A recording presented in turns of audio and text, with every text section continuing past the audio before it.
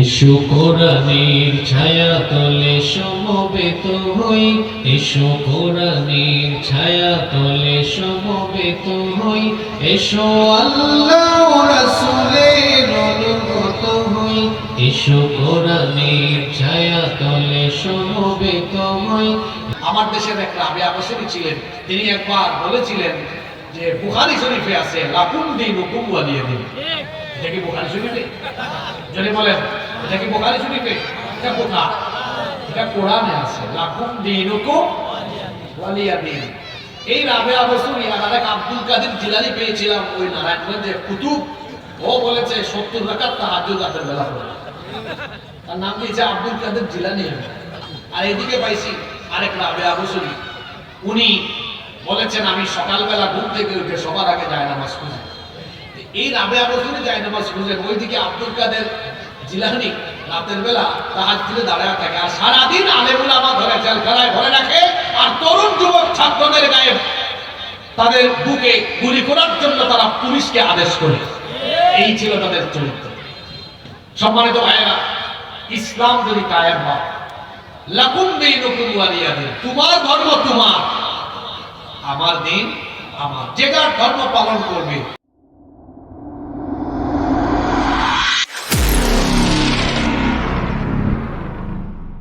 এসো কোরআনের ছায়া তলে সমবেত হই, এসো কোরআনের ছায়া তলে সমবেত হই, এসো আল্লাহ রাসূলের অনুগত হই, এসো কোরআনের ছায়া তলে সমবেত হই, এসো কোরআনের ছায়া তলে সমবেত হই। এসো আল্লাহর গুণগান করি, এসো তারি পথে জীবন গড়ি, এসো আল্লাহর গুণগান করি, এসো তারি পথে জীবন গড়ি। আল্লাহর নাম নিলে তাতে যদি সুখ মিলে, আল্লাহর নাম নিলে তাতে যদি সুখ মিলে, কেন সেই নাম থেকে দূরে সরে রই, কেন সেই নাম থেকে দূরে সরে রই। এসো কোরআনের ছায়া তলে সমবেত হই, এসো কোরআনের ছায়া তলে সমবেত হই, এসো আল্লাহ রাসূলের অনুগত হই, এসো কোরআনের ছায়া তলে সমবেত হই। এই কোরআনের ছায়া তলে এসে কত লোক প্রাণ দিল হেসে, এই কোরআনের ছায়া তলে এসে কত লোক প্রাণ দিল হেসে। কোরআনের ছায়া তলে সোজা পথ যদি মিলে, কোরআনের ছায়া তলে সোজা পথ যদি মিলে, কেন সেই পথ ছেড়ে ভুল পথে রই, কেন সেই পথ ছেড়ে ভুল পথে রই। এসো কোরআনের ছায়া তলে সমবেত হই, এসো কোরআনের ছায়া তলে সমবেত হই, এসো আল্লাহ রাসূলের অনুগত হই, এসো কোরআনের ছায়া তলে সমবেত হই, এসো কোরআনের ছায়া তলে সমবেত হই। বাংলাদেশের ঐতিহ্যবাহী যশোর জেলার চৌগাছা উপজেলার আন্দোলিয়া জামাতে ইসলামী যুব বিভাগ কর্তৃক আয়োজিত আজকের এই তাফসীরুল কোরআন মাহফিলে মুহতারাম শ্রদ্ধাভাজন সভাপতি, ইসলামী আন্দোলনের বীর সিপাহসালার, আল্লাহর জমিনে আল্লাহর দ্বীন কায়েমের প্রত্যয়যুক্ত কাফেলা বাংলাদেশ জামাতে ইসলামী চৌগাছা উপজেলার 11 নং সুখপুকুরিয়া ইউনিয়নের সম্মানিত সেক্রেটারি জনাব আলহাজ মাস্টার মোহাম্মদ আজিজুর রহমান, হাইয়াহুল্লাহ ওয়া আতালাল্লাহু উমরাহ ওয়া বারাকাল্লাহু ফি হায়াতিহি। আমরা সবাই বলি আমিন। আজকের মাহফিলের সম্মানিত প্রধান অতিথি, বিশিষ্ট আলেমে দ্বীন বিশিষ্ট ইসলামী চিন্তাবিদ, শিক্ষাবিদ, বরেণ্য রাজনীতিবিদ, ঝিকরগাছা চৌগাছা এই অঞ্চলের মাটি ও মানুষের নেতা, গণমানুষের প্রিয় ব্যক্তিত্ব, জননন্দিত জননেতা জনাব অধ্যাপক মাওলানা আরশাদুল আলম হাইয়াহুল্লাহ ওয়া আতালাল্লাহু উমরাহ ওয়া নাফাআল্লাহু বিহিল উম্মাহ ওয়া জাআলাহুমুল্লাহু মিনাল ইবাদিল মুখলিসিন। আমরা সবাই বলি আমিন। আজকের মাহফিলের সম্মানিত বিশেষ অতিথি বাংলাদেশ জামাত ইসলামী চৌগাছা উপজেলা শাখার সংগ্রামী আমির মাওলানা গোলাম মুর্শিদ, বিশেষ অতিথি জনাব মোহাম্মদ আব্দুল আলিম, সভাপতি 11 নং সুদপুকুরিয়া ইউনিয়ন বাংলাদেশ জামাত ইসলামী। আল্লাহ তাআলা আমার ভাইদেরকে হায়াতান তাইয়্যিবা, সিহহাতান কুল্লিয়া দান করেন, দ্বীনের খেদমতে আল্লাহ তাদেরকে কবুল করেন। আমরা বলি আমিন। মাহফিলে বক্তব্য রেখেছেন বিশিষ্ট আলেম দ্বীন মাহিদিয়া সম্মিলনী ফাউদিল ডিগ্রি মাদ্রাসার সম্মানিত লেকচারার, আমার অত্যন্ত প্রিয় বরেণ্য নন্দিত দাঈ ইলাল্লাহ মাওলানা নবীউল ইসলাম হাইয়াহুল্লাহ ওয়া নাফাআল্লাহু বিহিল উম্মাহ ওয়া জাআলহু দাঈয়ান মাহিরান ওয়া বাহিরান লিখিদমাতিদ দ্বীন। আমরা সবাই বলি আমিন। উপস্থিত হযরত উলামায়ে কেরাম, ইসলামী আন্দোলনের সম্মানিত ভাইয়েরা, আমার সামনে উপস্থিত পিতৃতুল্য সম্মানিত বাবারা, প্রিয় যুবক ভাইয়েরা, পর্দার আড়াল থেকে শ্রবণরত মায়েরা, বোনেরা, মিডিয়ার প্রিয় কর্মী এবং সাংবাদিক ভাইয়েরা, প্রিয় আমদলিয়া চৌগাছা তথা আমার প্রিয় যশোরবাসী, আপনারা সবাই কেমন আছেন?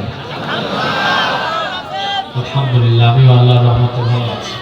যিনি আমাদেরকে সুস্থতার সাথে বাঁচিয়ে রেখে এই মাহফিলে আসার তৌফিক দিয়েছেন, সে আল্লাহর জন্য শুকরগুজার হয়ে পড়ছি আলহামদুলিল্লাহ।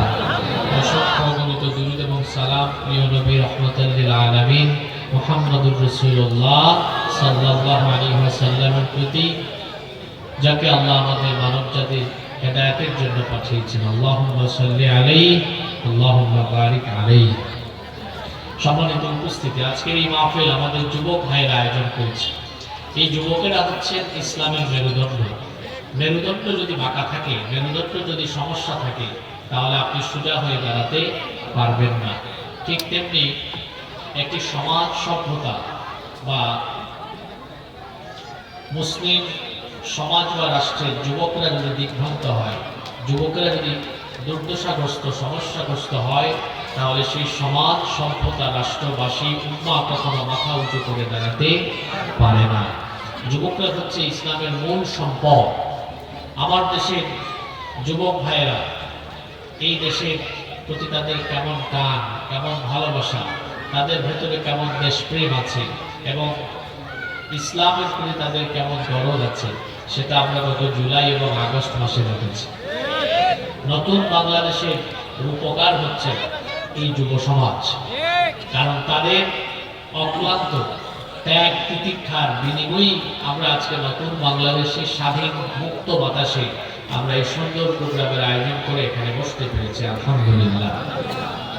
যুবক ভাইদেরকে মনে রাখতে হবে, স্বাধীনতা অর্জনের চাইতে স্বাধীনতা রক্ষা করা অনেক কঠিন।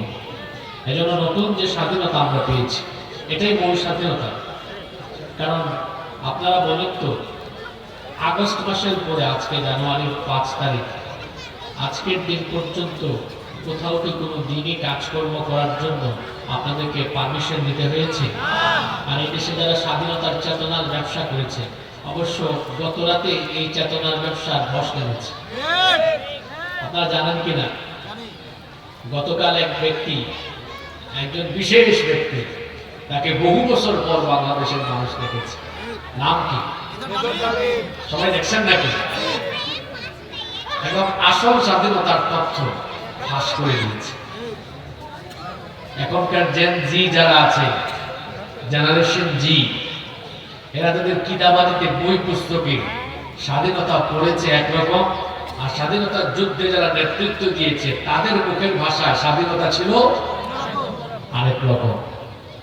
বই পুস্তকে স্বাধীনতার চেতনার অনেক ট্যাবলেট এই জেনারেশনকে গিলিয়ে খাইয়ে দিয়ে চেতনার ব্যবসায়ীরা চেতনার ব্যবসা করতে চেয়েছিল। কিন্তু আল্লাহর কি কুদরত, তাদের সকল স্বপ্ন এখন দুঃস্বপ্নে পরিণত হয়েছে। সম্মানিত ভাইয়েরা, যুব সমাজকে এই নতুন দেশ গঠনের জন্য এগিয়ে আসতে হবে। কারণ নবী করিম সাল্লাল্লাহু আলাইহি ওয়াসাল্লাম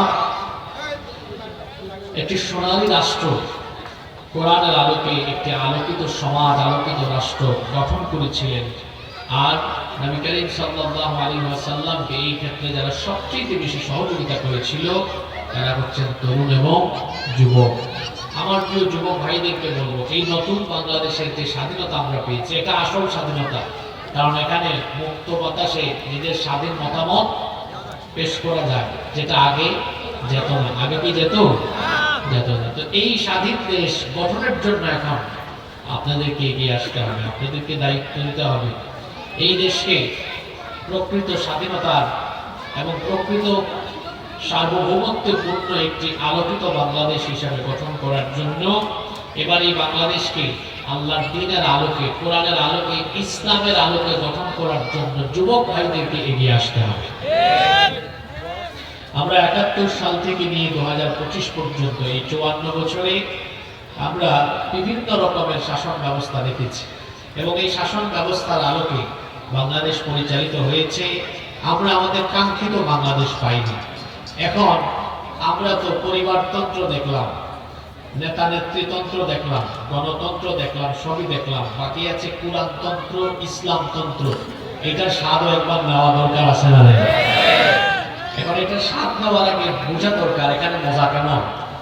ইসলাম শাসন ব্যবস্থা থাকলে আমাদের জন্য উপকার না অপকার, কল্যাণ না অকল্যাণ, এটা আগে আমাদের বোঝা দরকার। এমনকি এই দেশে যারা অমুসলিম আছেন তাদের সামনেও কোরআনের ইসলামের সৌন্দর্য যদি আমরা তুলে ধরতে পারি, মনে রাখতে হবে গলাবাজি, চাপাবাজি আর মিছিল স্লোগান দিয়ে ইসলাম কায়েম করা যাবে না। বরং কোরআন আর ইসলামের সৌন্দর্য আমরা মানুষের সামনে তুলে ধরতে পারলে মানুষই ইসলামী শাসন ব্যবস্থার জন্য মাতোয়ারা হয়ে যাবে।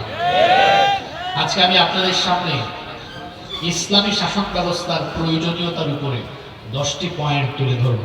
আপনারা আমাকে সময় দেবেন তো? কেন আমাদের দেশে ইসলামী শাসন দরকার? ইসলামী শাসন যদি আমরা পাই তাহলে আমাদের উপকার না অপকার, লাভ না ক্ষতি। মানুষ তো ক্ষতি চায় না, ঠিক না? সবাই লাভ চায়। দেখি আমাদের জন্য লাভ আছে কিনা। যদি লাভ হয় তাহলে দল মত নির্বিশেষে আমরা সবাই মিলে ইসলামী শাসন ব্যবস্থার জন্য ঐক্যবদ্ধ হয়ে যাব ইনশাআল্লাহ। কয়টা পয়েন্ট বলবো? নাম্বার 1, ইসলামী শাসন ব্যবস্থা কেন দরকার? এর প্রথম কারণ হলো মানুষের তৈরি করা আইন, এগুলো ত্রুটি বিচ্যুতি, জটিলতা, দুর্বলতা যুক্ত। কিন্তু আল্লাহর দেওয়া আইনে কোনো ত্রুটি নাই, কোনো বিচ্যুতি নাই, কোনো দুর্বলতা নাই, কোনো জটিলতাও নাই। আমরা মানুষ, ওই যে বলা হয় মানুষ মাত্রই ভুল, মানুষ ভুল করতে পারে, কিন্তু আল্লাহ কি কোনো ভুল করেন? নাউযুবিল্লাহি মিন যালিক। আমার আল্লাহ ভুল করেন না, তিনি কিছু ভুলেও যান না। এজন্য রব্বুল আলামিন কোরআন কারীমের 20 নম্বর সূরা সূরা তাহা এর 52 নম্বর আয়াতের শেষাংশে বলছেন, লা ইয়াযিল্লু রাব্বি ওয়া লা ইয়ানসা। আমার রব ভুল করেন না, তিনি কখনো পথ ভুলে যান না, পথ হারা হয়েও যান না, তিনি কোনো ভুলও করেন না। আমরা মানুষ, আমরা যদি আইন বানানো শুরু করি, দেশ পরিচালনার জন্য যদি আমরা আইন বানানো আরম্ভ করি, আমাদের বানানো আইনের মধ্যে ভুল থাকতে পারে, দুর্বলতা থাকতে পারে, কিন্তু আমার আল্লাহ বলেন ভুল ত্রুটি দুর্বলতা অক্ষমতা থেকে মুক্ত সেই মহান সত্তা আমাদের জন্য একটি আইনের কিতাব দিয়েছেন। জুড়ে বলেন তো সেই কিতাবের নাম কি? এই কিতাবের মধ্যে কোনো ত্রুটি বিচ্যুতি দুর্বলতা জটিলতা কিছুই নাই। এজন্য আল্লাহ এই কিতাবের শুরুতে বলে দিলেন, তোমাদের জীবন পরিচালনার জন্য, জীবনের ব্যবস্থাপনার জন্য এমন এক কিতাব দিলাম।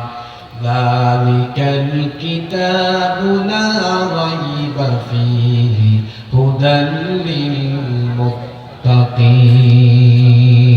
এটা এমন কিতাব যার মধ্যে কোনো সন্দেহ নাই। আমার দিকে তাকান, খুব মনোযোগ দেন। আজকে এমন কিছু কথা শুনবেন যা জীবনেও শুনেন নাই। মনোযোগী থাকেন, অমনোযোগী হইয়েন না। আমরা মানুষ, আমরা ভুল করি। এজন্য দেখা যায় ভুল করে কোনো আইন করলে আবার দেখা যায় পরবর্তীতে আরেকজন এসে ওই আইন কি করে সংশোধন করে। কিংবা ভুল না করলেও যদি কারো স্বার্থের বিপরীত হয়, যদি কারো ক্ষমতার স্বার্থের বিপরীত, চিন্তা চেতনার বিপরীত হয়, তখন পরের জন সুযোগ পাইলে ওই আইন কি করে বদলাই ফেলে, চেঞ্জ করে ফেলে, করে না? এজন্য দেখবেন বাংলাদেশ সহ পৃথিবীর যে সকল দেশে মানুষের বানানো আইন দিয়ে দেশ চলে, প্রত্যেকটা দেশের আইন বেশ কয়েকবার সংশোধন হয়ে গিয়েছে। কিন্তু আপনারা বলেন তো, আজ পর্যন্ত ১৫০০ বছর ধরে কোরআন এর একটা নোক্তা কি পরিবর্তন হয়েছে? পরিবর্তন করার কোনো দরকার হবে? কেন? কারণ আল্লাহ একেবারে মানুষের জন্য প্রয়োজনীয় যা যা আছে সব একবারে কোরআন শরীফে দিয়ে দিয়েছেন। সুবহানাল্লাহ। আর মানুষ আইন বানানোর সময় তখন সে সর্বপ্রথম তার ক্ষমতার স্বার্থ ঠিক থাকবে কিনা দেখে, লং টাইম ক্ষমতায় থাকা যাবে কিনা, তারপরে আমার দলের চারপাশের মানুষকে খুশি রাখা যাবে কিনা। আপনাদের কি মনে হয় মানুষ আইন বানায় সবার আগে জনগণের কথা চিন্তা করে না নিজের ক্ষমতার কথা চিন্তা করে? একেবারে নিরপেক্ষ মন নিয়ে বলেন, যে ব্যক্তি আইন বা যারা আইন বানাবে তারা কি আগে জনগণের কথা ভাববে না নিজের গদির কথা ভাববে? ভালো মানুষ আপনারা বুঝে ফেলছেন। এই জন্য আল্লাহ কাজটা করছেন কি দেখেন, আল্লাহ জানেন এই মানুষ স্বার্থক, সে সুযোগ পাইলে তার স্বার্থ, ক্ষমতার স্বার্থ, দলের স্বার্থ দেখবে। এজন্য আল্লাহ মানুষের নিত্যদিনের প্রয়োজনীয় কোনো বিষয় মানুষের হাতে দেন নাই। যেমন নিত্যদিন আপনাদের কি লাগে? প্রতিদিন আপনাদের প্রতিদিন পানি লাগে কি লাগে না? আগুন, সবাই উত্তর দিবেন। আগুন, বাতাস, পানি, অক্সিজেন, সূর্য, আল্লাহ এগুলো মানুষের হাতে দিয়েছেন? দেন নাই। কেন জানেন? এগুলো দিলে জুলাইয়ে নতুন বাংলাদেশ পাইতেন না। ফেরাউনের দল বলতো বেশি কথা বললে আগুন দিব না, পানি দিব না, অক্সিজেন দিব না, বিদ্যুৎ দিব, এই কি বলে বায়ু দিব না, বাতাস দিব না। মানুষ যে স্বার্থপর, তার একটু আদর্শের বিরুদ্ধে গেলেই এগুলো বন্ধ করে দিত, অক্সিজেন বন্ধ করে দিত। যতক্ষণ আমার কথা মতো না আসবা সব বন্ধ। এজন্য আল্লাহ কি করেছেন? নিত্য প্রয়োজনীয় নিত্যদিনের কোন বিষয় আল্লাহ মানুষের হাতে তুলে দেন নাই। কারণ এই মানুষ সুযোগ পাইলে সবার আগে তার স্বার্থের কথা বিবেচনা করে। সুতরাং যে মানুষ আইন বানানোর সময় তার ক্ষমতা, তার দলের কথা বিবেচনা করে, সেই মানুষের বানানো আইন দিয়ে মানুষের ভাগ্য বদলাবে না। মানুষের ভাগ্য বদলাতে হলে আল্লাহর দেওয়া অপরিবর্তনীয় চূড়ান্ত কল্যাণকর এই কোরআনের আইনের দরকার আছে না? না। এই জন্য ১ নম্বর পয়েন্ট, কেন ইসলামী শাসন ব্যবস্থা দরকার? কারণ ইসলামী শাসন ব্যবস্থার জন্য যে আইন দেওয়া হয়েছে এখানে কোনো ত্রুটি বিচ্যুতি নাই, দুর্বলতা নাই, জটিলতা নাই। কিন্তু মানুষের বানানো আইনে ত্রুটিও আছে, জটিলতাও আছে, দুর্বলতাও আছে। আজকে ইউনূস সাহেব সংস্কার করবেন, আগামীকাল আরেকজন এসে সংস্কার করবে। ৭১ থেকে তো এই পর্যন্ত সংস্কার কম হয় নাই। কিন্তু যদি শাসন ব্যবস্থায় কোরআন থাকতো, ব্যক্তি পরিবর্তন হতো, আইনের কোনো পরিবর্তন হতো। তাহলে বলেন এই অপরিবর্তনীয় মানবতার জন্য কল্যাণকরী আইনের দরকার আছে না নাই? নাম্বার 2, কেন ইসলামী শাসন ব্যবস্থা দরকার? ইসলামী শাসন ব্যবস্থা থাকলে পরে, না থাকলে পরে কোরআনের বহু আইন কিতাবের পৃষ্ঠার মধ্যে বন্দী থাকবে, এগুলোর কোনো বাস্তবায়ন হবে না। যেমন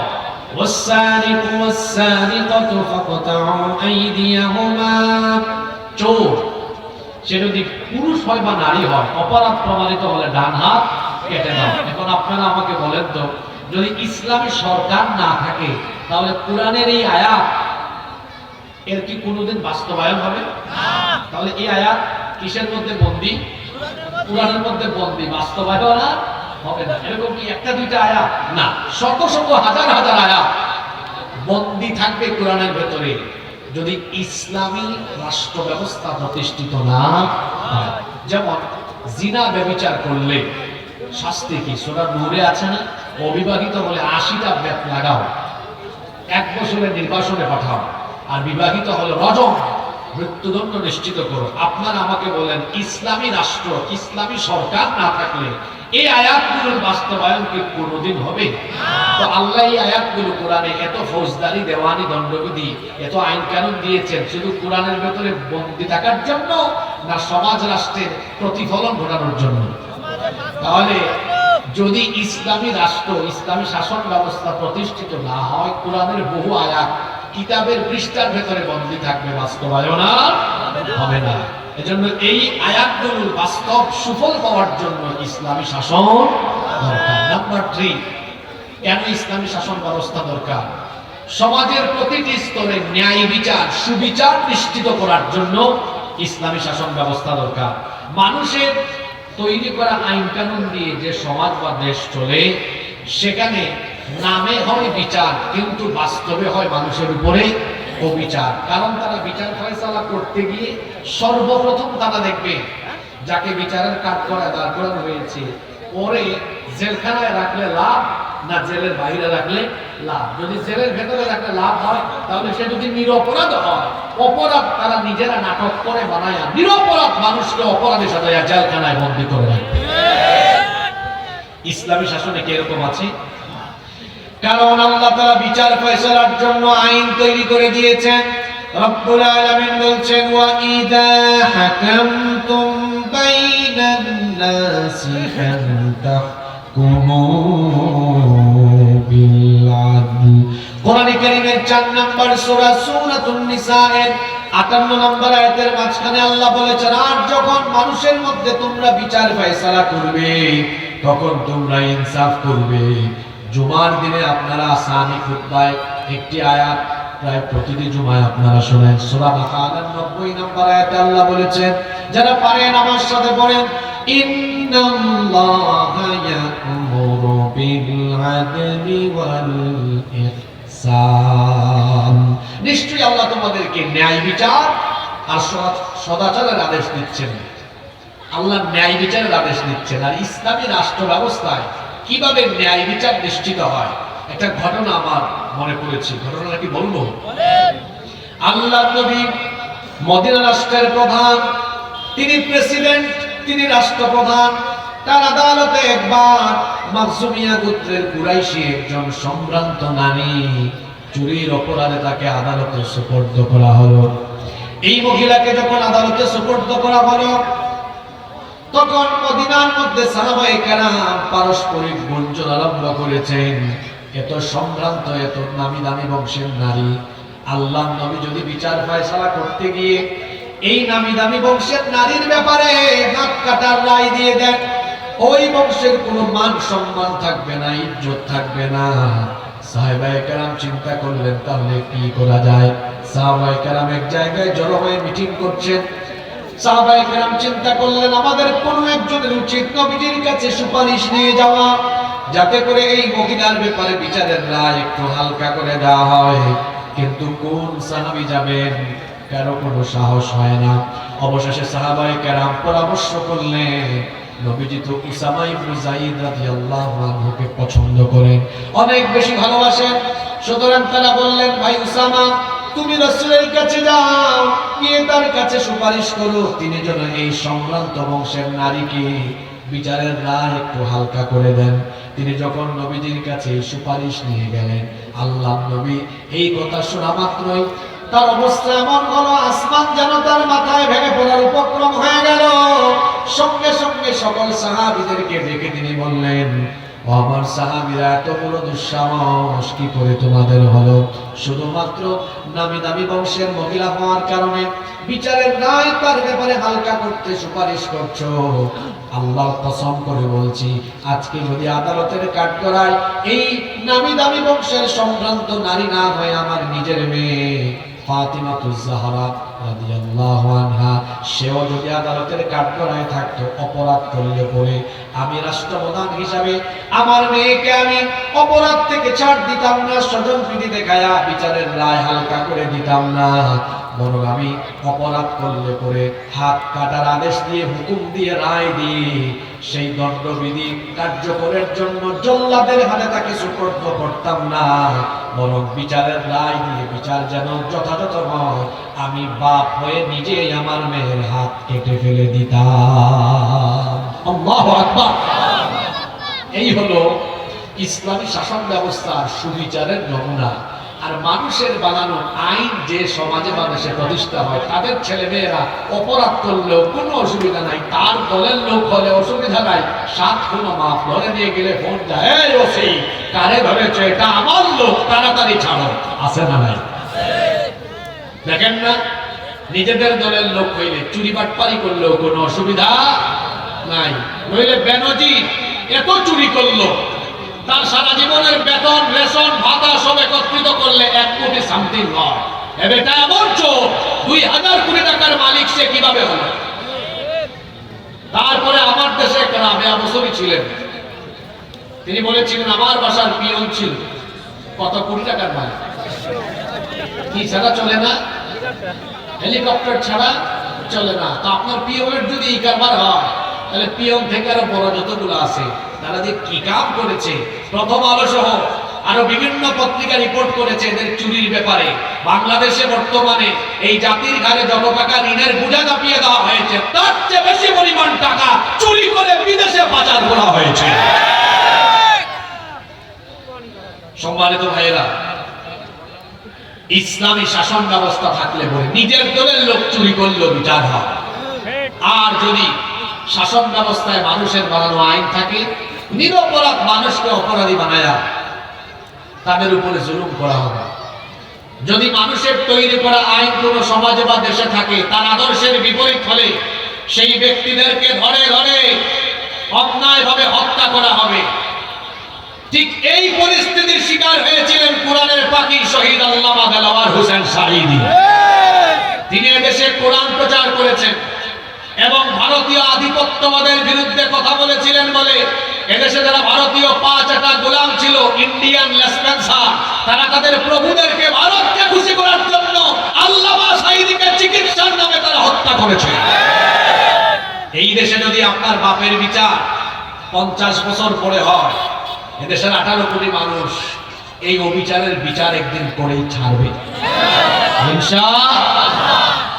যেই সমাজে মানুষের তৈরি করা আইন থাকে, সেখানে আদালত চত্বরে বহু নিরপরাধ মানুষের আহাজারি শোনা যায়, অপরাধ করে নাই, কোনো দোষ নাই, এই মানুষগুলো বিচারের নামে প্রহসনের শিকার হয়। কিন্তু যেই সমাজে, যেই রাষ্ট্রে ইসলামী শাসন ব্যবস্থা থাকবে, সেখানে মানুষের উপর কোনো জুলুম হবে, কোনো অবিচার হবে না, ন্যায় বিচার নিশ্চিত হবে। তাহলে ন্যায় বিচার পাওয়ার জন্য, সুবিচারের জন্য এই দেশে ইসলামী শাসনের দরকার আছে না নাই? নাম্বার 4, কেন ইসলামী শাসনের দরকার? ইসলামী শাসন ব্যবস্থা থাকলে পরে প্রতিটি মানুষ তার অধিকার পাবে, নারী তার অধিকার পাবে। আমার দেশে নারীরা সম্পদ থেকে বঞ্চিত, আমার দেশের মা বোনেরা তারা বিভিন্ন সেক্টরে লাঞ্ছিত, অধিকার হারা, অধিকার বঞ্চিত। ইসলামী শাসন ব্যবস্থা প্রতিষ্ঠিত হলে নারী তার অধিকার পাবে, যুবক তার অধিকার পাবে, শ্রমিকেরা আজ অধিকার বঞ্চিত, শ্রমিকেরা তাদের ন্যায্য পাওনা পায় না। ইসলাম প্রতিষ্ঠা হলে পরে শ্রমিক তার পাওনা পাবে। এভাবে করে প্রতিটি মানুষ, এমনকি প্রত্যেকটি ধর্মের মানুষ নিরাপদে থাকবে। অনেক সময় এদেশে যারা অমুসলিম আছে তাদেরকে উস্কে দেওয়ার অপচেষ্টা করা হয়, বলা হয় এই বাংলাদেশে যদি কোনো কালে কোনো সময়ে যদি ইসলাম কায়েম হয়ে যায় তাহলে তো অমুসলিমদের বিপদ আছে। আচ্ছা, মার চেয়ে মাসের দরদ বেশি, তো কি বিপদ আছে? এরা তো তোমাদের ঘর বাড়ি জ্বালায়া তারপর তোমাদের উপর জুলুম নির্যাতন করে শেষ করে ফেলবে। বলেন তো, উগ্রবাদ, চরমপন্থা আর অমানবিক কাজের শিক্ষা কি ইসলাম আমাদেরকে দেয়? যদি এখানে আশেপাশে কোনো অমুসলিম ভাই বোনেরা থাকেন বা পরবর্তীতে ইন্টারনেটে যারা আমাদের এই বক্তব্য শুনবেন, আমি সকল অমুসলিম ভাই বোনদেরকে বলছি, মায়ের কোলে শিশু যেমন নিরাপদ, ইসলামী রাষ্ট্রে অমুসলিমরাও তেমন নিরাপদ। ইসলাম কায়েম হলে আপনারা এখনকার চেয়ে আরো ভালো থাকবেন, কারণ এখন আপনাদেরকে নিয়ে অনেকে রাজনীতি করে, আবার রাজনীতির বলির পাঠাও আপনাদেরকে বানায়। কিন্তু ইসলাম কায়েম হলে পরে আপনাদেরকে নিয়ে কেউ রাজনীতি করার সুযোগ পাবে না। আপনাদের ন্যায্য পাওনা, ন্যায্য অধিকার প্রতিষ্ঠা করা হবে।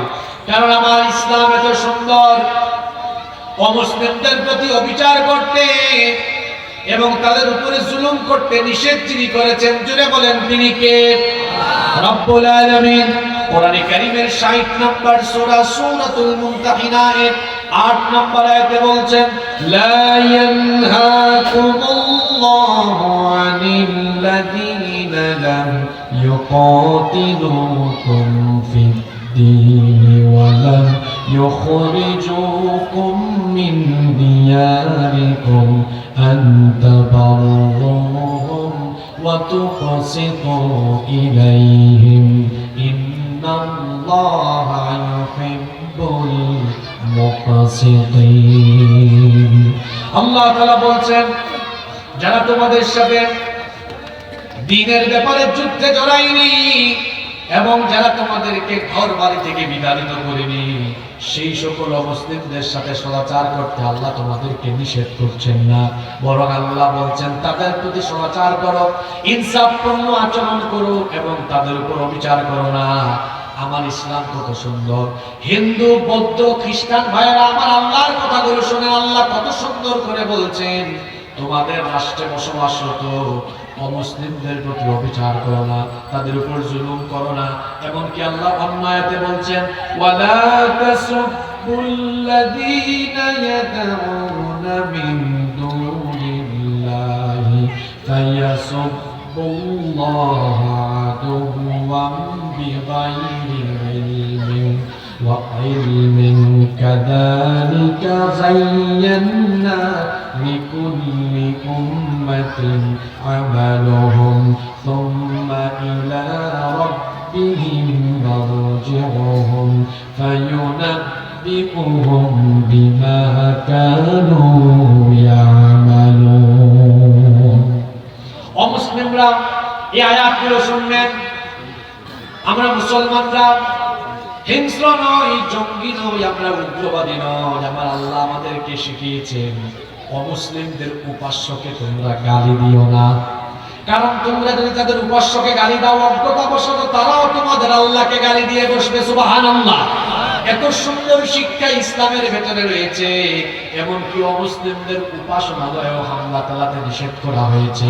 আল্লাহর নবী যখন সাহাবীদেরকে কোনো যুদ্ধে পাঠাতেন, তখন তিনি বিশেষভাবে সাহাবীদেরকে বলতেন, নারীদের উপরে, শিশুদের উপরে, বয়স্কদের গায়ে হাত তোলো না, এমনকি উপাসনালয়ে তোমরা হামলা চালাও না। আল্লাহর নবী নিষেধ করে দিয়েছেন অমুসলিমদের উপাসনালয়ে হামলা করো না। আল্লাহ নিষেধ করে দিয়েছেন অমুসলিমদের উপাস্যকে গালি দিও না। আল্লাহ নিষেধ করেছেন অমুসলিমদের সাথে বেইনসাফপূর্ণ আচরণ করো না। এই জন্য বলেছি, ইসলাম যদি কায়েম হয়, এই দেশে যদি কোরআনের আইন প্রতিষ্ঠা হয়, মায়ের কোলে শিশু যেমন নিরাপদ থাকে, ৫৬,০০০ বর্গ মাইলে সকল অমুসলিমরা আমাদের কাছে নিরাপদ থাকবে। বুঝতেছেন কথা আমার? এখন অবস্থা এমন হয়ে গিয়েছে, ওই যে বললাম, মার চেয়ে মাসির দরদ বেশি। আমাদের দেশে অমুসলিম যারা আছেন তাদের প্রতি আমরা কতটা আন্তরিক! এই দেশে আমরা সবাই মিলেমিশে একসাথে বসবাস করেছি, করছি, করব ইনশাআল্লাহ। কিন্তু পাশের দেশ থেকে আমাদের দেশকে অস্থিতিশীল করবার জন্য বিভিন্ন ধরনের পরিস্থিতি সৃষ্টি করা, অপচেষ্টা করা হয়। আপনারা জানেন, সর্বশেষ ইসকনের মাধ্যমে চিন্ময় কুমার প্রভু, এদের মাধ্যমে বাংলাদেশকে অস্থিতিশীল করবার অপচেষ্টা করা হয়েছে। সেই ৫ই আগস্ট থেকে তাদের মিডিয়াগুলোতে প্রচার করা হয়েছে যে বাংলাদেশে নাকি হিন্দুদের ঘর বাড়ি জ্বালিয়ে পুড়িয়ে ছাই করে দেওয়া হচ্ছে। আচ্ছা বলেন তো, আপনাদের পাশেই তো সাক্ষীরাতে, এই যে যশোরে, মনিরামপুরে, এইসব এলাকায় প্রচুর হিন্দু আছে। আমি এইসব এলাকায় প্রতি বছর মাহফিলে আসি, অনেক হিন্দু ভাই বোনরাও মাহফিলে আসে, আমাদের আলোচনা শুনে। আপনারা বলেন, আপনাদের এই এলাকায় কোনো হিন্দুদের ঘর বাড়ি পুরানো হয়েছে? সামনে পুরানো হবে? কোনোদিনও না। ইসলাম আমাদেরকে এই শিক্ষা দেয় না। কিন্তু পাশের দেশের মিডিয়ায় আমাদের ব্যাপারে মিথ্যাচার ছড়ানো হয় যে বাংলাদেশে জঙ্গিবাদ, উগ্রবাদ কায়েম হয়ে গিয়েছে, এখানে হিন্দুদের ঘর বাড়ি জ্বালিয়ে পুড়িয়ে ছাই করে দেওয়া হচ্ছে। আমি বলি, নিজের চরকায় তেল দাও। আমাদেরকে জঙ্গি বলার আগে আয়নায় নিজের চেহারা দেখো। আমরা জঙ্গি নই, বরং পৃথিবীর ইতিহাসের কুখ্যাত জঙ্গি হলে তোমরা। তোমরা কি কি জঙ্গিবাদী কাজ করেছো সব রেকর্ড আমাদের কাছে আছে। বাংলাদেশে তো আমরা কোনো মন্দির দখল করে মসজিদ কোনোদিন বানাইনি, সামনে বানাবো না।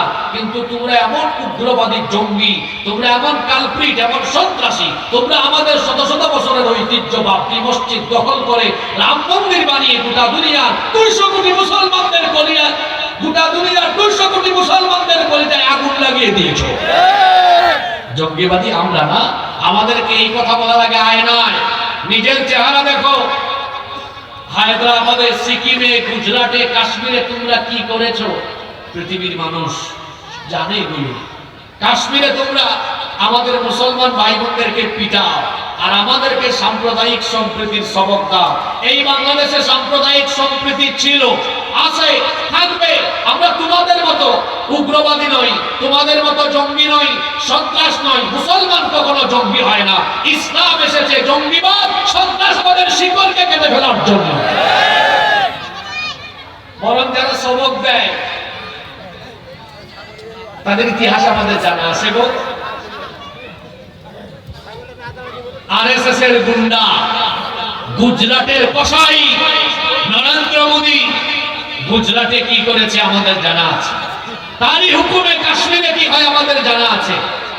তার দেশের মিডিয়াগুলা, ওই যে রিপাবলিক বাংলা এক চ্যানেল আছে, ময়ূখ রঞ্জন, ব্যাং যেমন লাফায় ও তেমন লাফায়। বাংলাদেশের মানচিত্র ডিসপ্লেতে এনে বলবে এই যে চট্টগ্রাম, রংপুর, সিলেট আমরা দখল করে ফেলবো। চট্টগ্রাম, সিলেট আর রংপুর তোর বাপ দাদার নাকি? তুই দখল করে ফেলবি আর আমরা বসে থাকবো? এই দেশের 1 ইঞ্চি জমিনের দিকে কেউ যদি হাত বাড়ায়, এদেশের 18 কোটি মানুষ সেই কালো হাত ভেঙে চুরে টুকরা টুকরা করে ফেলবে। এদেশে একজন মানুষ বেঁচে থাকতে এদেশের 1 ইঞ্চি জমিকে কেউ অবৈধভাবে দখল করতে পারবে? আমি আবারও বলছি, আমরা যুদ্ধপ্রিয় নই, আমরা শান্তিপ্রিয় মানুষ। বাংলাদেশের মুসলমান শান্তিপ্রিয়। আমরা উগ্রবাদীও নই, উশৃঙ্খল নই, যুদ্ধপ্রিয় নই, আমরা শান্তিপ্রিয়। আমরা শান্তিতে বিশ্বাসী। কিন্তু আপনারা যদি নিজেরাই অশান্তির দাবানল জ্বালিয়ে আর আমাদের গা ঘেঁষায় ঘেঁষায় আমাদেরকে অশান্তির দিকে নিয়ে যাওয়ার চেষ্টা করেন, আমরা তো ডিফেন্সিভ, আমরা কাউকে আক্রমণ করি না। তবে মুসলমান বীরের জাতি আক্রান্ত হলে কাউকে কখনো ছেড়ে দেয় না। একটা সিংহ ঘুমিয়ে আছে, আপনি তার কানের কাছে গিয়ে খুঁচাখুচি করলেন, তার ঘুম যদি ভেঙে যায় তারপরে আচরণটা কেমন হবে বুঝতেই পারছেন। মুসলমান তো স্বভাবত সিংহের জাতি, কিন্তু শান্তিপ্রিয়। কিন্তু আপনি যদি সেই শান্তিপ্রিয় মুসলমানের কানের কাছে গিয়ে কিংবা তাদের কাছে ঘেঁষে আপনি যদি অশান্তির দাবানল জ্বালিয়ে দেওয়ার চেষ্টা করেন, সেই মুসলমান সিংহের মতো যখন গর্জে উঠবে, পরিণতি কিন্তু ভয়াবহ হয়ে যাবে। এমনিতেই রসুলের হাদিস আমাদের মাথায় আছে। যুবকদেরকে বলছি, যুবক ভাইয়েরা মনোযোগ আছে। 1500 বছর আগে রসুল কি বলেছেন শুনেন। এটি নাসাই এবং তিরমিজি শরীফের হাদিস। বর্ণনাকারী সাহাবী হচ্ছেন খাউবান রাদিয়াল্লাহু আনহু। তিনি বলছেন, আল্লাহর নবী বলেছেন, ইসাবাতানি মিন উম্মতি আহরাজাহুমুল্লাহু মিনান নার। আমার উম্মতের 2টা দলকে আল্লাহ তাআলা জাহান্নাম থেকে মুক্তি দিয়েছেন, এদেরকে আল্লাহ বিনা হিসাবে জান্নাত দিবেন। সুবহানাল্লাহ। আপনারা সুবহানাল্লাহ পড়বেন না? কয়টা দলকে আল্লাহ জাহান্নাম থেকে মুক্তি দিয়েছেন? জোরে বলতে হবে, কয়টা? একটা দল হলো, রাসূল বলেছেন, ইসাবাতুন তাকজুল হিন্দ। একটি দল হলো যারা হিন্দুস্তানের বিরুদ্ধে যুদ্ধে অংশ নিবে। হিন্দুস্তানের বিরুদ্ধে যুদ্ধে অংশ নেওয়া প্রতিটি মুসলমানকে আল্লাহ জাহান্নাম থেকে মুক্তি দিবেন। নাকি মনোযোগ কেমন ছিল? যুদ্ধে শহীদ হওয়া না অংশ নেওয়া? জোরে বলেন। তাহলে এটা 1500 বছর আগের হাদিস। রাসূল বলেছেন হিন্দুস্তানের বিরুদ্ধে যুদ্ধে যারা অংশ নিবে। এই হাদিস কি বার্তা দেয়? তাহলে হিন্দুস্তানিদের সাথে মুসলমানদের একটা যুদ্ধ হবে। এটা 1500 বছর আগে বলেছেন মুহাম্মদুর রাসূলুল্লাহ সাল্লাল্লাহু আলাইহি ওয়াসাল্লাম, যেটাকে বলা হয় গাজওয়াতুল হিন্দ। এখন আমরা তো আর যুদ্ধে ঝাঁপিয়ে পড়ার জন্য পাগল পারা হয়ে যায়নি। আমি আগেই বলেছি, মুসলমান যুদ্ধপ্রিয় না, মুসলমান হলো শান্তিপ্রিয়। আপনি যদি নিজেই যুদ্ধ বাঁধিয়ে দেন, আপনি কি মনে করেন আমরা বসে থাকবো? ওই রসুলের গাজওয়াতুল হিন্দের চেতনার হাদিস আমাদের মাথায় আছে। আমরা জানি এই পবিত্র যুদ্ধে অংশ নিলে জাহান্নামের আগুন আল্লাহ আমাদের জন্য মাফ করে দিবেন। সুতরাং আপনি নিজে থেকেই যদি যুদ্ধের দাবানল ছড়িয়ে দেন, এদেশের যুবক যুবতী, তরুণ তরুণী, আবাল বৃদ্ধ বনিতা গাজওয়াতুল হিন্দের চেতনা নিয়ে যখন নেমে যাবে, ইউনূস সাহেব বলেছেন 7 সিস্টারের কথা। আর আমি বলছি, আমার দেশের মানচিত্রের উপরে নজর দিলে ভারতের মানচিত্র টুকরা টুকরা হয়ে গিয়ে দিল্লিতে কালেমার পতাকা আবার উড়াইয়া দেওয়া হবে। সুতরাং গুজরাটের কসাই, আরএসএস এর গুন্ডা নরেন্দ্র মোদীকে সাবধান করছি, নিজের চরকায় তেল দাও। বিবিসি বলছে তোমার দেশের 60 কোটি মানুষ এখনো স্বাস্থ্যসম্মত পায়খানা ব্যবহার করতে পারে না। মানুষকে আগে টয়লেট উপহার দাও, আগে মানুষকে টয়লেটে পাঠাও। আমি নিজে ভারতে 5-6 বার গিয়েছি, যদিও গত 5-6 বছর ধরে যাই না। আমাকে সর্বশেষ 2019 সালে নেতাজি সুভাষচন্দ্র বসু আন্তর্জাতিক বিমানবন্দরে প্রায় 2-3 ঘন্টা আমাকে অন্যায়ভাবে আটকে রেখেছে। এরপর থেকে আমি আর ভারতে যাই না। অনেকে বলে ভারতে আমি মাহফিলে যাই না কেন, এই কারণে যাই না। 2-3 ঘন্টা আমাকে আটক করে রেখেছে, অনেক হ্যারেস করেছিল। তো আমি বহুবার গিয়েছি ভারতে, ওদের স্বাস্থ্যসম্মত টয়লেট নেই। অনেক জায়গায় আমি দাওয়াতি সফরেও গিয়েছি, মানুষ খোলা জায়গায় পায়খানা করে। নিজের চরকায় তেল দাও, নিজের দেশের মানুষের প্রতি মনোযোগী হও। আমার দেশে হিন্দু, মুসলিম, বৌদ্ধ, খ্রিস্টান সবাই মিলেমিশে আমরা সম্প্রীতির সাথে আছি। এদেশে ইসলাম যদি কায়েম হয়, অমুসলিমরা আরো আরামে থাকবে, তোমাদের জন্য জ্বলাপোড়া অত বেশি না। সম্মানিত ভাইয়েরা, বলছিলাম ইসলাম কায়েম হলে অমুসলিমরাও এরা কি দুঃখে থাকবে না সুখে থাকবে? তাহলে সকল ধর্ম বর্ণের মানুষের অধিকারের জন্য মানুষের শাসন ব্যবস্থা দরকার না ইসলামী শাসন ব্যবস্থা দরকার? নাম্বার 5, কষ্ট হচ্ছে নাকি আপনাদের? শাসন ব্যবস্থা থাকলে সকল মতের মানুষ মত প্রকাশের এবং সকল ধর্মের মানুষ ধর্ম পালনের সুযোগ পাবে। আমরা দেখেছি ধর্মনিরপেক্ষ মতবাদের কথা বলে দেখা গিয়েছে শুধুমাত্র মুসলমানদেরকে অবাধ ধর্ম চর্চার পথে বিভিন্ন কায়দায় বাধা বিঘ্নতা সৃষ্টি করা হয়েছে। আপনারা দেখেছেন গত 15 বছর হিন্দুরা তাদের পূজা অর্চনা করেছে অনেক সেফটি সিকিউরিটির সাথে। তারা করুক, এটা রাষ্ট্রের দায়িত্ব তাদেরকে এই ব্যবস্থা করে দেওয়া। কিন্তু তারা যদি এই সুযোগ পায়, মুসলমান এই সুযোগ পায় না কেন? আপনারা দেখেছেন এক একটা মাহফিলের আয়োজন করতে গিয়ে মানুষ কত বাধার সম্মুখীন হয়েছে, এমনকি মাহফিলের আয়োজন হয়েছে এই অপরাধে অন্যায়ভাবে জেলে বন্দী করেও রাখা হয়েছে। এরকম হয় নাই?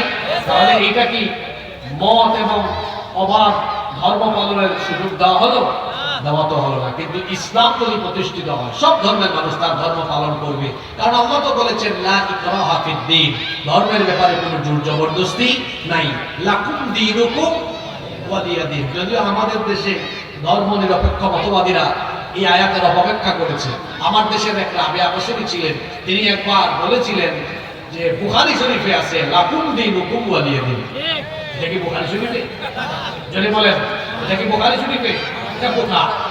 এটা কোরআনে আছে, লাকুম দীনুকুম ওয়ালিয়া দীন।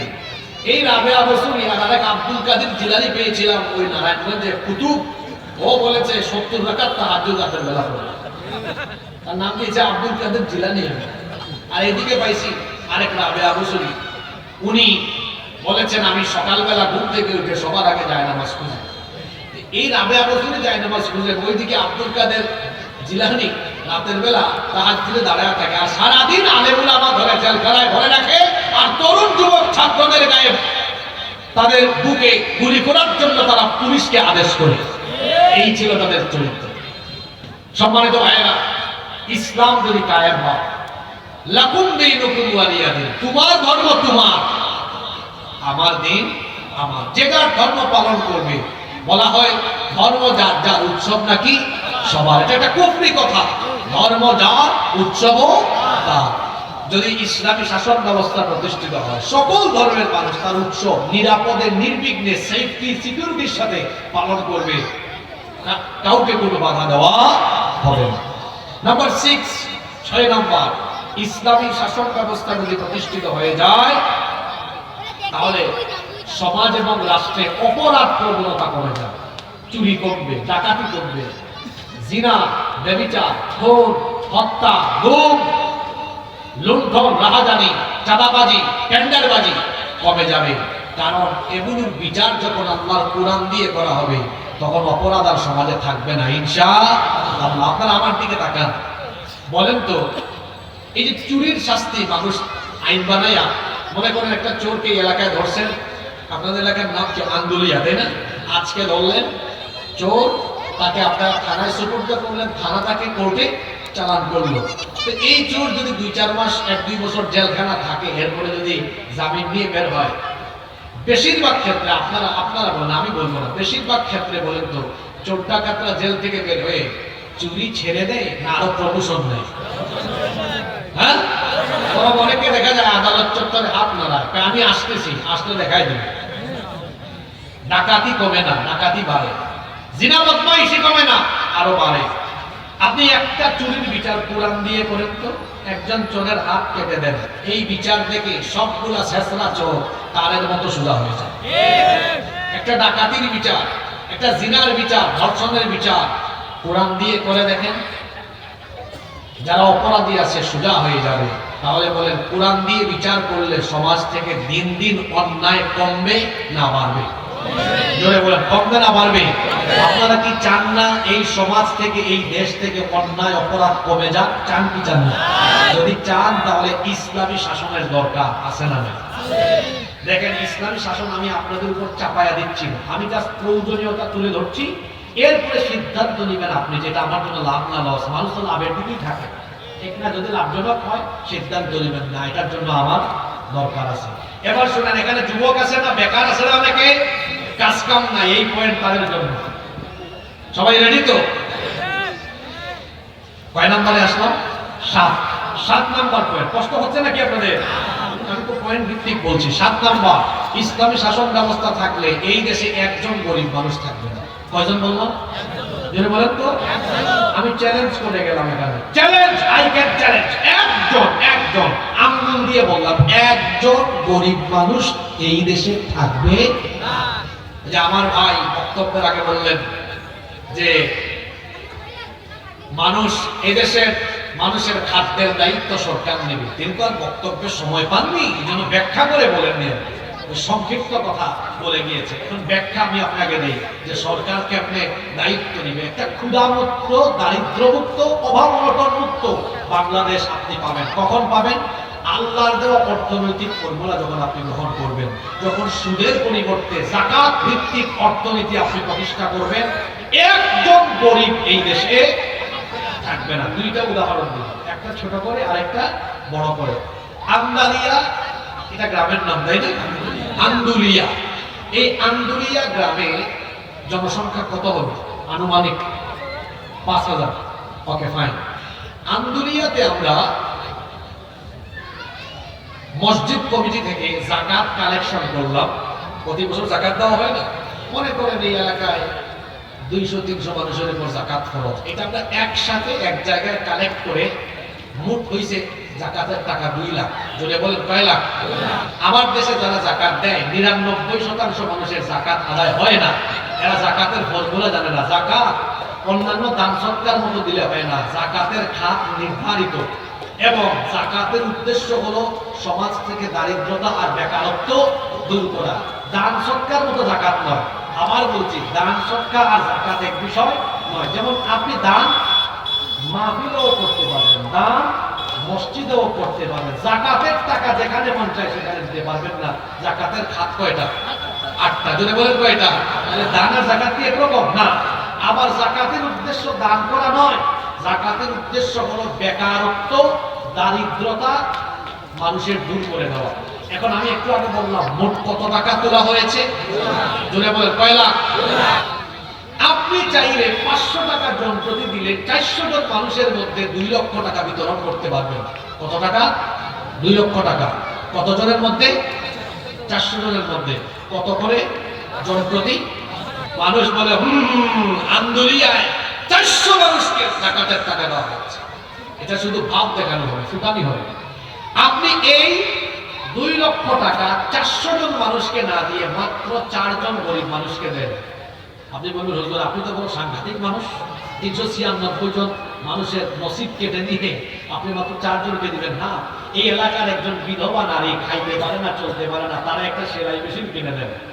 তাইলে এই পরিবার চলার ব্যবস্থা হলো কি হলো না? আপনি ওনারে 500 টাকা দিলে এক বেলা খেতে পারেন, বা 2 বেলা, বা একদিন, কিন্তু একটা সেলাই মেশিন কিনে দেন, সারা বছর কাজ করে খেতে পারেন। সুবহানাল্লাহ পড়বেন না? আরেকজনকে একটা, ওই যেটাকে কি বলে, ভ্যান, আপনাদের এলাকায় ভ্যান আছে নাকি? একটা ভ্যান কিনে দেন, তার পরিবার চলবে। আরেকজনকে আপনি একটা হালের বলদ, 2টা হালের বলদ গরু কিনে দেন, হাল চাষ করে খাবে, খেত খামার করে খাবে। আরেকজনকে আপনি একটা টঙের দোকান অথবা একটা ওই যে কি বলে অটো রিক্সা কিনে দেন। তাহলে 2 লক্ষ টাকা 4 জনকে ভাগ করে দিলাম। এই 4 জন মানুষকে এই টাকা নিয়ে এভাবে যদি কর্ম করে খায়, আগামী বছর কি আর যাকাত খাওয়ার উপযুক্ত এরা থাকবে? জোরে বলতে হবে, থাকবে? ছোট করে দিলাম যাতে আগে মাথায় এটা ঢুকে, এবার বড় করে দিই। দেশ, এই দেশে অর্থ মন্ত্রণালয় আছে, বাণিজ্য মন্ত্রণালয় আছে, বিমান মন্ত্রণালয়, স্বরাষ্ট্র মন্ত্রণালয়, পররাষ্ট্র মন্ত্রণালয় আছে। যদি ইসলামী সরকার হয় আলাদা একটা মন্ত্রণালয় হবে, সেই মন্ত্রণালয়ের নাম হবে যাকাত মন্ত্রণালয়। দেশের শীর্ষস্থানীয় ইসলামী অর্থনীতিবিদ এরা থাকবেন এই মন্ত্রণালয়ের দায়িত্বে। তারা যখন সারা দেশের মানুষের যাকাতকে সেন্ট্রালি কালেক্ট করবেন, কেন্দ্রীয়ভাবে যাকাত কালেকশন করবেন। কথার কথা একটা উদাহরণ দেই, যদিও বাংলাদেশে যাকাত যদি সুন্দরভাবে উত্তোলন করা হয়, আমার ধারণা কমপক্ষে কয়েক লক্ষ হাজার কোটি টাকা যাকাত উঠবে। আমি যদি ধরে নেই এই বছর উঠলো 1,40,000 কোটি টাকা। কত? 1 লক্ষ, হিসাবটা একটু ছোট করে দিলাম আর কি, যাতে আপনাদের বুঝতে সুবিধা হয়। 1,40,000 কোটি টাকা। তাহলে দেখেন এই বছর বাংলাদেশে বেকার 70 লক্ষ যুবককে ডেকে আনেন। কত লক্ষ যুবক? কথা বলেন না কেন? 70 লক্ষের হাতে প্রতিজনের হাতে 2 লাখ টাকা করে দেন। কত লাখ? 2 লাখ করে দিলে 1,40,000 কোটি টাকা শেষ। বলেন তো, জন প্রতি 2 লক্ষ টাকা করে দেওয়া হলে এই 70 লক্ষ বেকার কি বেকার থাকবে নাকি কর্ম করে স্বাবলম্বী হতে পারবে?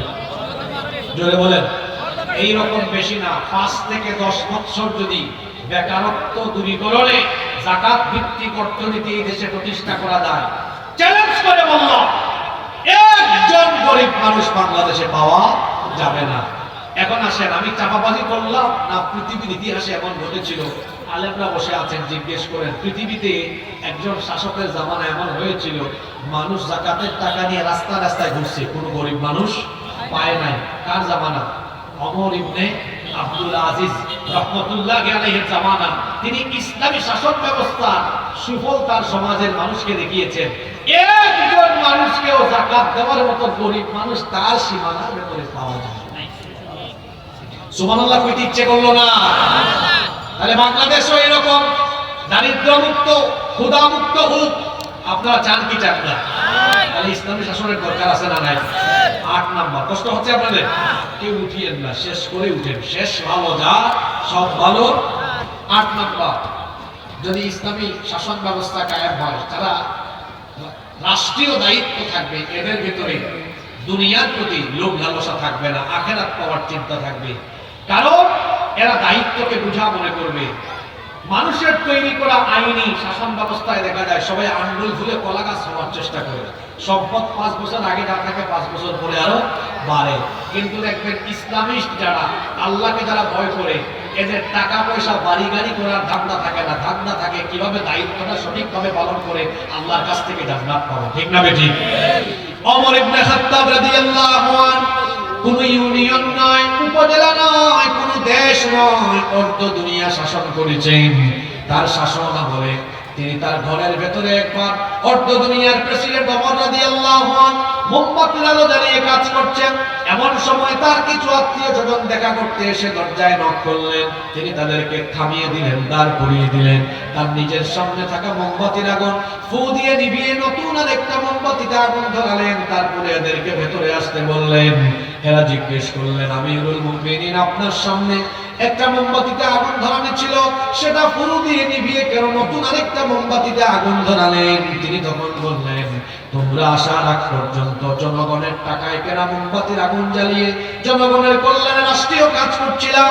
তোমরা যখন আসলে মনে মনে চিন্তা করলাম, রাষ্ট্রের টাকায় জনগণের টাকায় কেনা মোমবাতির আগুন জ্বালিয়ে যদি আমি তোমাদেরকে ঘরের ভেতর ঢুকায়া সেই মোমবাতির আলোতে বসে আমরা ব্যক্তিগত কথা বলি, জনগণের সম্পদ নষ্ট হবে, দেশের সম্পদ নষ্ট হবে, আমার উপর যে আমানতের দায়িত্ব দেওয়া হয়েছে তার খেয়ানত হবে, আল্লাহর কাছে আসামি হয়ে জালেম হয়ে কিয়ামতের সামনে দাঁড়ানো লাগবে। এই ভয় যখন আমার অন্তরে আসলো, জনগণের টাকায় কেনা মোমবাতির আগুন ফু দিয়ে নিভিয়ে নিজের টাকায় কেনা মোমবাতির আগুন জ্বালিয়ে তোমাদের সাথে কথা বলছি। এটা কোন শাসনের নমুনা? ইসলামী শাসনের নমুনা। এই দেশে ফখরুদ্দিন মঈনুদ্দিনের আমলে মনে আছে নাকি এই দুজন ব্যক্তির নাম? আরে বাপরে বাপ, এদের কি আওয়ামী লীগ, কি বিএনপি, কি জাতীয় পার্টি, সব দলের মানুষ এমপি মন্ত্রী সবারে বউ। অনেককে আমি তখন মাদ্রাসায় পড়তাম, আমি নিজেও দেখছি যে সেনাবাহিনী ধরে অনেককে খালের মধ্যে চুবাইছে, চুবা। আপনাদের এলাকা হয়েছে কিনা? হয়েছে না? অনেকের ঘর বাড়ি ভেঙে ফেলছে, বললো জাল লাগে না, যারা চুরিবাট পারি করেছে ধরে নিয়েছে। কিন্তু এই দেশে দুইজন মানুষকে অন্যায়ভাবে হত্যা করা হয়েছে। গুরুত্বপূর্ণ দুইটা মন্ত্রণালয় তারা পরিচালনা করেছেন। ফখরুদ্দিন মঈনুদ্দিনের সরকারও এক টাকার দুর্নীতি তাদের বিরুদ্ধে প্রমাণ করতে পারে না। আপনারা তাদের নাম জানেন না? শহীদ মাওলানা মতিউর রহমান নিজাম, শহীদ আলী আহসান মোহাম্মদ মুজাহিদ। আমি কি ভুল বলেছি? বলেন, ফখরুদ্দিন মঈনুদ্দিন ধরতে পেরেছে? এক টাকাও আল্লাহর বান্দারা দুর্নীতি করেন না। যেখানে মন্ত্রী হইলেই দেখেন নাই, আমার দেশে এক ভূমি মন্ত্রী, ও জুতা পরেছে। সাইফুজ্জামান চট্টগ্রামে তার বাড়ি, আমার বাসাও তো চট্টগ্রামে। ও জুতা ইউজ করে কত লক্ষ টাকা জানেন আপনারা? প্রায় 8 লক্ষ টাকা জানেন। তার বাপের টাকা নাকি? চোর বাটপারে ভরে গেছে দেশ। আমি বলি, এই দেশে সম্পদের অভাব নাই। এই দেশে সম্পদের খনি যেমন আছে, তেমনি এই দেশে চোর ডাকাতের খনিও আছে। এই দেশে সম্পদের অভাব নাই, আছে শুধু ভালো মানুষের অভাব। যদি এই দেশের দায়িত্ব সঠিক লোকদের হাতে তুলে দেওয়া যায়, এই দেশ এমন ভাবে চলতে থাকবে, বিশ্বের বুকে এই দেশ মাথা উঁচু করে দাঁড়াবে ইনশাআল্লাহ। মূল জায়গা চেঞ্জ করতে হবে। ড্রাইভার খারাপ থাকলে গাড়ি অ্যাক্সিডেন্ট হবে। ঠিক তেমনি এই দেশ যারা চালায়, রাষ্ট্রীয় দায়িত্বে যারা থাকে, এরা চুরবাটপার হলে গোটা দেশ রসাতলে চলে যাবে। এই জন্য আল্লাহওয়ালা, পরহেজগার, কোরআনওয়ালা মানুষদেরকে সেখানে পাঠাতে হবে। রাজি আছেন তো? নাম্বার 9, সময় সমাধান হয়ে যাবে, একটু আপনারা ধৈর্য ধরেন। 9 নম্বর পয়েন্ট, কেন কোরআনের শাসনের দরকার? এজন্যই দরকার ইসলামী শাসন ব্যবস্থা। এটা হচ্ছে রাসূলের সবচেয়ে বড় সুন্নাহ, রাসূলের আদর্শ। তিনি শুধু মানুষকে নামাজ রোজার দাওয়াত দিতে আসেন নাই, তিনি আল্লাহর দেওয়া আইনের আলোকে, জীবন ব্যবস্থার আলোকে একটি আলোকিত রাষ্ট্র প্রতিষ্ঠা করে পৃথিবীবাসীর সামনে সেই দৃষ্টান্ত রেখে গিয়েছেন। আমার নবী কি 10 বছর মদিনার রাষ্ট্র পরিচালনা করেন নাই? যেভাবে আওয়াজ দিলেন মনে হয় সন্দেহ আছে আপনাদের।